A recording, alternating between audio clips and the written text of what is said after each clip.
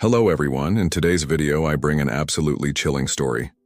Let's meet Zephyr Sterling, a priest who faced terminal cancer and went through an unimaginable near-death experience.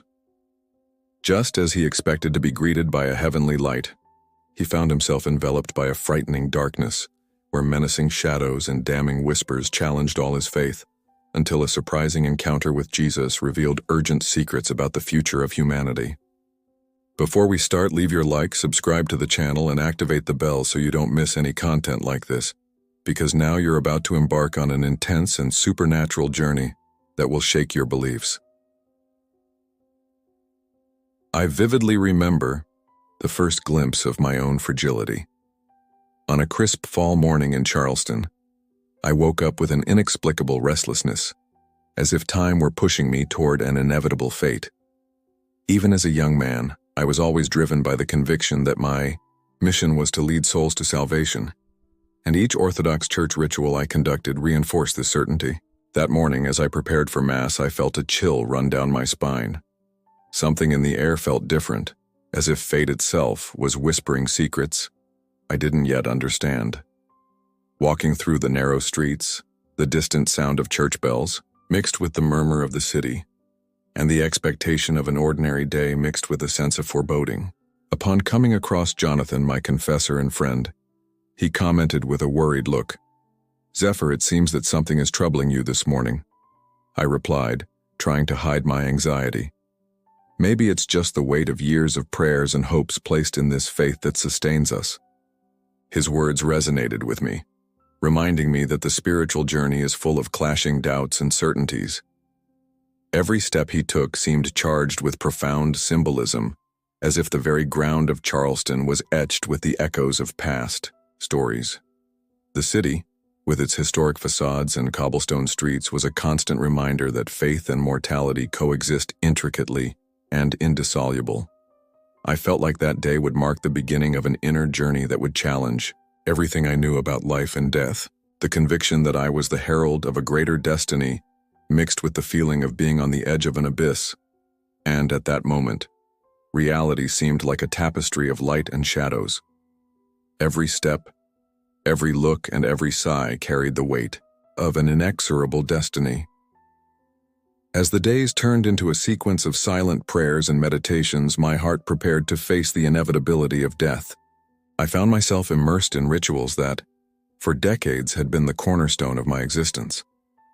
On cold mornings, before the sun even rose, I gathered with the faithful in Charleston's old church, where the stone walls echoed ancient chants and the scent of incense mingled with the sea breeze. In the dim light of the sacristy, Jonathan, with his calm voice and tired eyes, reminded me that each prayer was a step towards eternity. "Zephyr, death is not an end, but a portal to the truth we always seek," he said, as he adjusted his tunic with slow, considered gestures. At the same time, Grace's presence, with her soft smile and hands always outstretched in gestures of compassion, made each ritual take on a more human and palpable dimension. I remember one particularly quiet afternoon when, after the liturgy, we gathered in the old church courtyard. The sun was setting, dyeing the sky orange and purple, and the environment seemed suspended in a moment of deep introspection. As I watched the serene faces of the faithful, I felt a mixture of hope and regret. I knew that despite all the preparation, a subtle fear always lurked beneath the robes of each ritual, an anticipation of the unknown to come. Elliot, the doctor who often visited me, interrupted our moments of devotion with gentle words. "Zephyr, your spirit is strong, but even the bravest fear what they cannot see." His words echoed as a reminder that no matter how hard faith tried to fill the void of mortality, the shadow of doubt always crept in. As night fell, I sat alone, with my eyes fixed on the flickering candle on the altar, meditating on the duality of life and death. Each beat of the old clock seemed to mark the time that separated me from the end, and the ritual of existence unfolded with a slow and inexorable cadence. It was in this environment full of symbolism and conflicting emotions that I prepared for the final moment, without knowing that the true test of my faith was about to reveal itself. That night, As the hospital filled with a heavy, harrowing silence, I felt the final weight of my existence slipping away. Lying in the cold bed with the monitors emitting rhythmic sounds that seemed to count the seconds of a fading life, I closed my eyes waiting for the comfort of the promised light. In the dim light of my room, the feeling of warmth gradually gave way to a paralyzing coldness. It was as if time slowed down and every heartbeat became a distant echo. In a mixture of relief and terror, I found my consciousness beginning to peel away from every fiber of my being. Just as I was leaving the tangibility of my body behind, I heard a voice, not a voice of comfort, but one that carried within it the harbinger of something unknown. "Zephyr, the time is coming," Elliot whispered, with a tone that mixed concern and resignation. But in that moment, his words became a distant whisper, swallowed by the abyss that opened up in front of me. I felt like I was floating, free from the gravity that had once anchored me to life as the physical world crumbled into blurry images. The transition was abrupt, and at the same time, enveloped in a disturbing calm.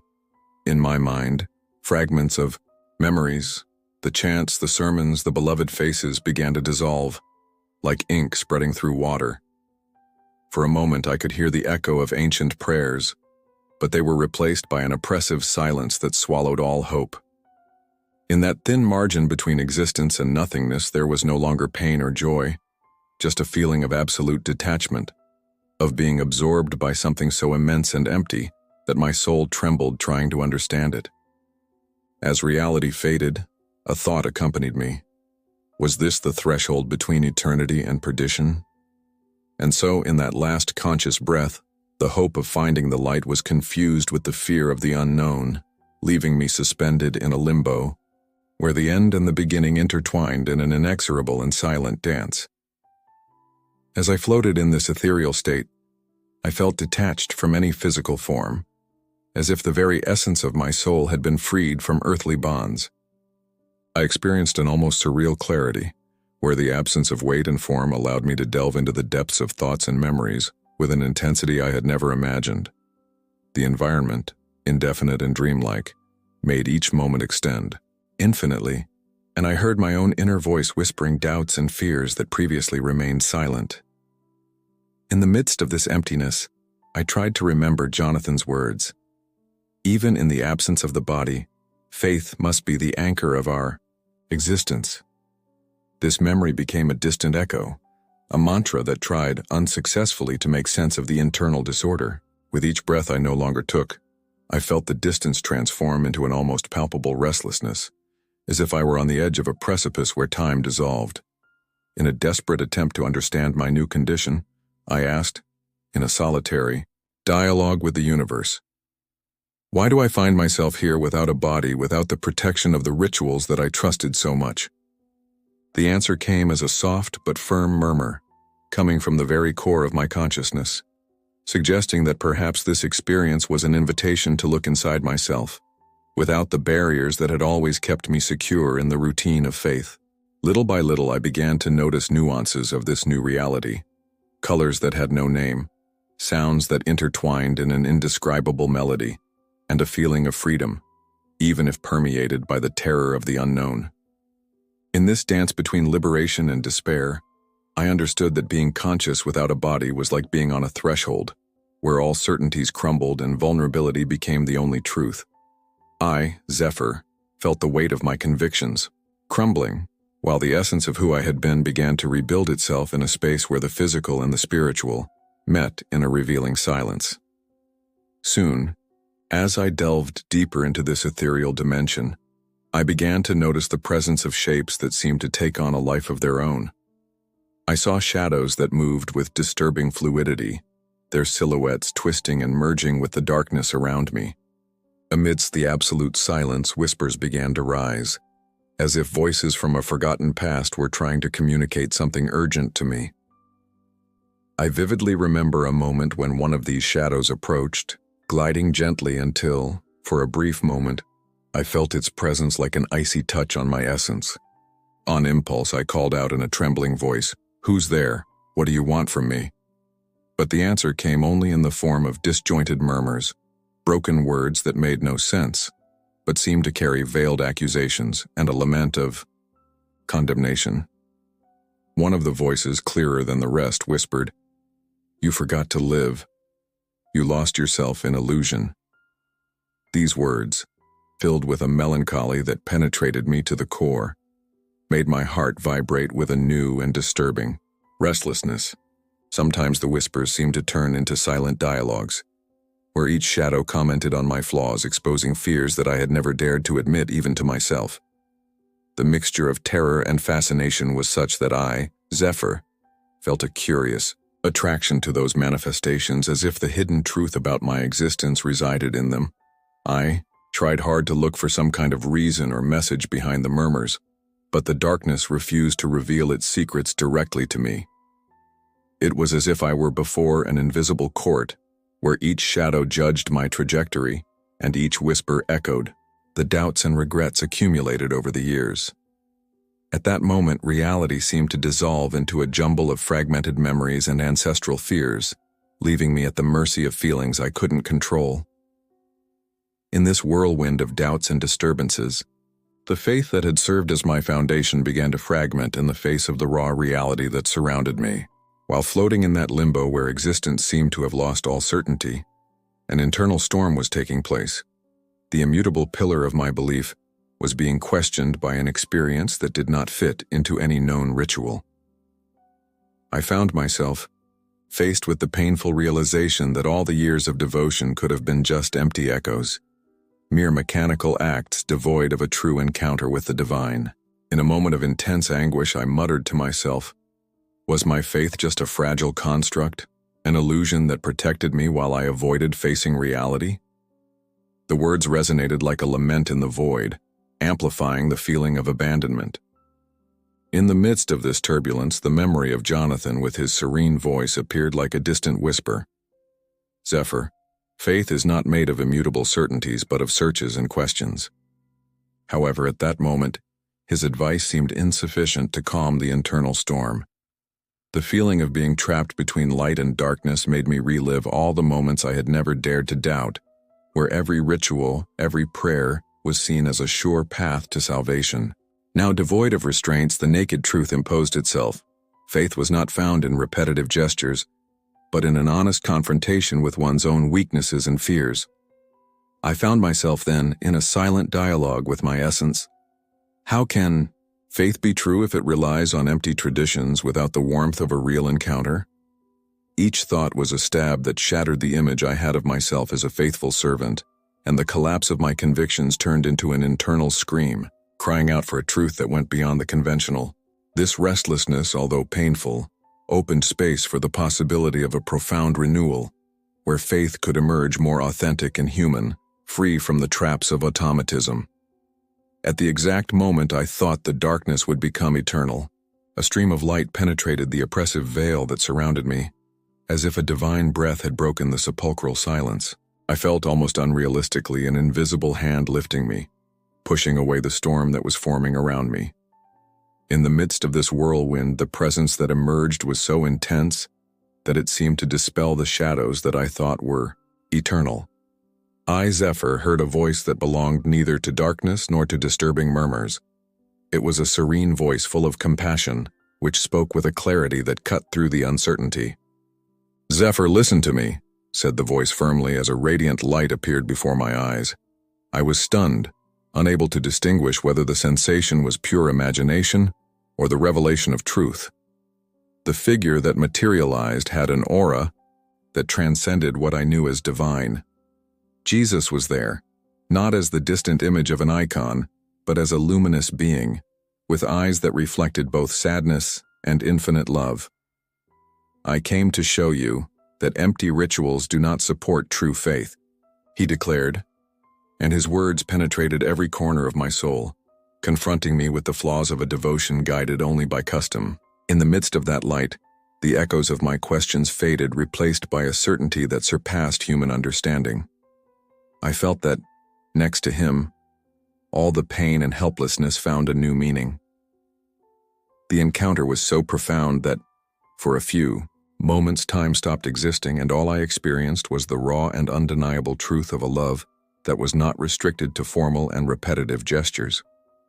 The tears that insisted on rolling down my face were, in fact, a release from the chains that I myself had erected in the name of faith. In the midst of this silent dialogue, Jesus smiled with a tenderness that seemed to soften the weight of all my regrets and doubts. Every word he spoke resonated as a call to renewal and transformation, an invitation to rebuild my faith on more solid and true foundations. Back at the hospital, the agitation of the murmurs of the abyss still echoed in my mind, but the light of Jesus remained alive in my heart. I woke up with my eyes wide and my chest pulsing in a mixture of relief and renewal. Elliot Rhodes, who always wore a face of rationality, approached with a look that overflowed with relief and disbelief. "Zephyr, you came back with us," he said in a shaky voice, as if he feared I might fade away again into that threshold between worlds. Beside me, Grace Monroe held my hand, her eyes filled with silent tears, and Jonathan Hale remained silent, contemplating with renewed faith the miracle of return. Amidst that scenario of surprises and conflicting emotions, I felt the urgency to transform my experience into a call for everyone who, like me, lived imprisoned by soulless rituals. With my voice choked but firm, I stood up to speak to the small assembly that had gathered in the hospital's modest chapel. "My brothers," I began, "today I do not come to exalt the practices that once seemed to me to be the only anchor of our existence, but to denounce the illusion that prevents us from touching the truth that resides at the core of each one of us."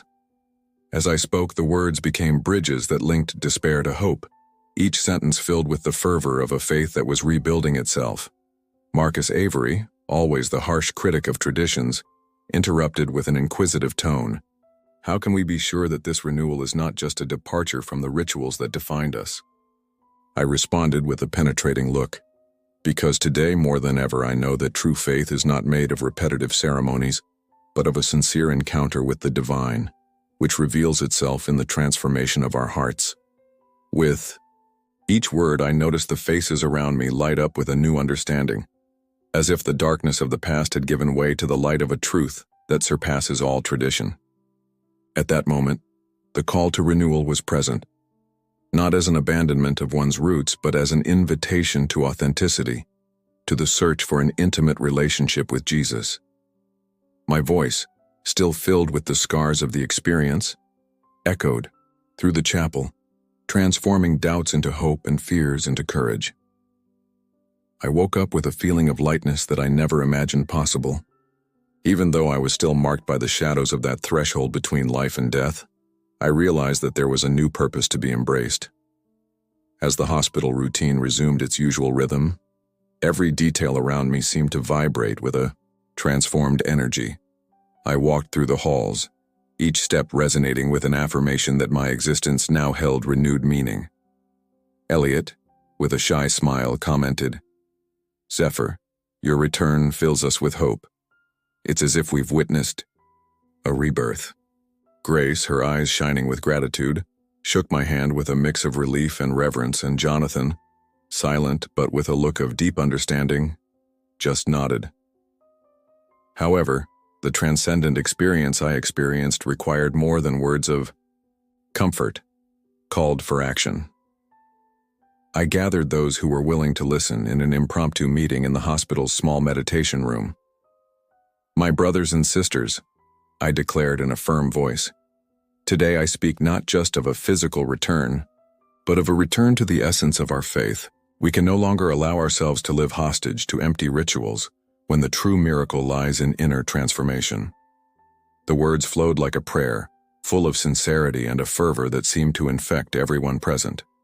Marcus Avery, who has always been critical and questioning, raised his voice. "And how do we ensure that this fresh start doesn't get lost in new illusions?" I responded with the conviction that still fueled me. The answer lies in each one of us, in our willingness to listen to the truth that comes from within and recognize that authentic faith is made up of real encounters, love, and compassion. It is not the ritual that defines us, but the sincere encounter with the divine. As the meeting concluded, I felt that the message had taken root in hearts thirsty for change. The light I found in that near-death experience was not just a reflection of something heavenly, but a call to transform our existence. And so, with a light heart and a rebuilding soul, I realized that each day was a new opportunity to live faith authentically, letting love and truth guide every choice, every gesture, every prayer. If you liked this beautiful spiritual testimony, leave a like, comment on your impressions, subscribe to the channel, and don't forget to activate the notification bell to watch each new video and help us spread this message to a greater number of people. Until next time.